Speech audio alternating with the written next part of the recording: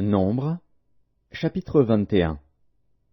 Le roi d'Arad, cananéen, qui habitait le Midi, apprit qu'Israël venait par le chemin d'Atarim.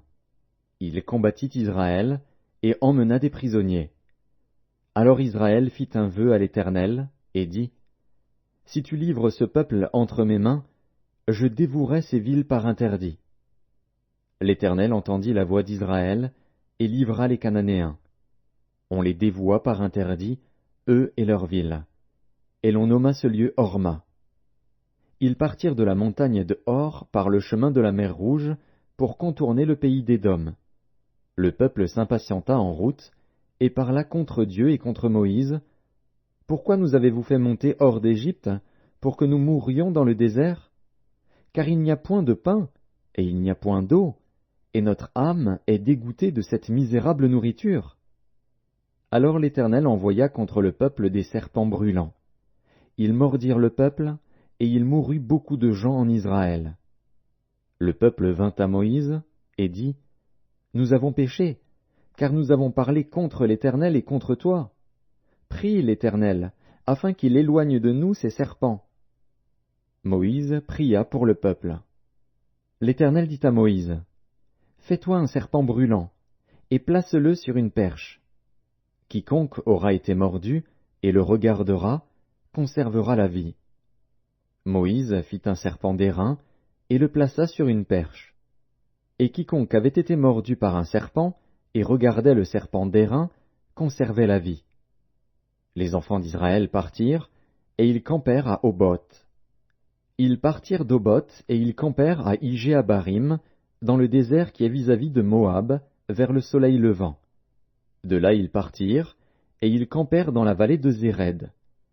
De là ils partirent, et ils campèrent de l'autre côté de l'Arnon, qui coule dans le désert en sortant du territoire des Amoréens. Car l'Arnon est la frontière de Moab, entre Moab et les Amoréens.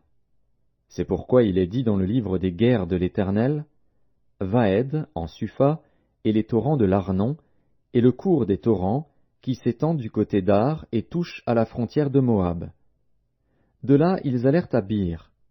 C'est ce Bir où l'Éternel dit à Moïse, « Rassemble le peuple, et je leur donnerai de l'eau. » Alors Israël chanta ce cantique. « Monte, puis, chantez en son honneur.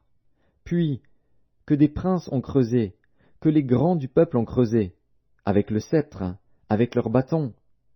Du désert ils allèrent à Matana, de Matana à Naaliel, de Naaliel à Bamoth, de Bamoth à la vallée qui est dans le territoire de Moab, au sommet du Pisga, en regard du désert. Israël envoya des messagers à Sion, roi des Amoréens, pour lui dire, « Laisse-moi passer par ton pays. Nous n'entrerons ni dans les champs, ni dans les vignes, et nous ne boirons pas l'eau des puits. Nous suivrons la route royale jusqu'à ce que nous ayons franchi ton territoire. » Si on n'accorda point à Israël le passage sur son territoire, il rassembla tout son peuple, et sortit à la rencontre d'Israël, dans le désert. Il vint à Jahatz, et combattit Israël. Israël le frappa du tranchant de l'épée et s'empara de son pays depuis l'Arnon jusqu'au Jabbok, jusqu'à la frontière des enfants d'Ammon, car la frontière des enfants d'Ammon était fortifiée. Israël prit toutes les villes, et s'établit dans toutes les villes des Amoréens, à Hesbon et dans toutes les villes de son ressort. Car Hesbon était la ville de Sion, roi des Amoréens. Il avait fait la guerre au précédent roi de Moab, et lui avait enlevé tout son pays jusqu'à l'Arnon. C'est pourquoi les poètes disent, « Venez à Hesbon, que la ville de Sion soit rebâtie et fortifiée. Car il est sorti un feu de Hesbon, une flamme de la ville de Sion. Elle a dévoré Ar Moab, les habitants des hauteurs de l'Arnon. Malheur à toi, Moab! Tu es perdu, peuple de Kémosh. Il a fait de ses fils des fuyards, et il a livré ses filles captives à Sion, roi des Amoréens. Nous avons lancé sur eux nos traits. De Hesbon à Dibon, tout est détruit. Nous avons étendu nos ravages jusqu'à Nophar, jusqu'à Médeba. » Israël s'établit dans le pays des Amoréens. Moïse envoya reconnaître Jaézer, et ils prirent les villes de son ressort, et chassèrent les Amoréens qui y étaient. Ils changèrent ensuite de direction, et montèrent par le chemin de Basan.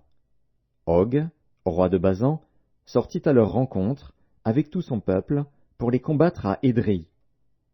L'Éternel dit à Moïse, ne le crains point, car je le livre entre tes mains, lui et tout son peuple, et son pays.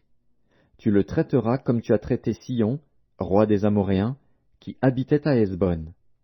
Et ils le bâtirent, lui et ses fils, et tout son peuple, sans en laisser échapper un seul, et ils s'emparèrent de son pays.